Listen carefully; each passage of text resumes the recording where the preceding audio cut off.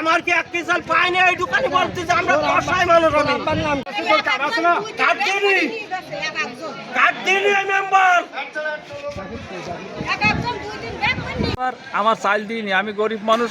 এই তারেক রহমান যে চাল পাঠাইছে প্রধানমন্ত্রী, আমরা গরিব মানুষের জন্য এই ঈদ করতে পারি না, না খেয়েই থাকি।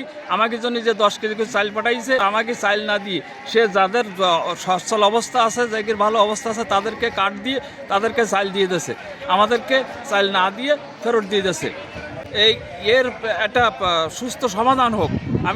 আমার চাল না দিয়ে আমি না খেয়ে থাকবো, কিন্তু তারেক রহমানের যেন কোনো বদনাম না হয়। তারেক রহমান এর সুস্থ বিচার করার জন্য।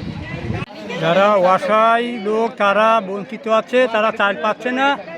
আর এখানে যা চোখে যেটা দেখছি সেটা চেয়ারম্যান মেম্বারের স্থানীয় যারা গণমান্য লোক আছে তাদেরকে এই চাউল কার্ড তাদের বানায় দিচ্ছে। হ্যাঁ, এরা 8 কেজি করে দিচ্ছে। এখানে যা 10 কেজি দেওয়ার কথা, তাই সেখানে 8 কেজি দিচ্ছে।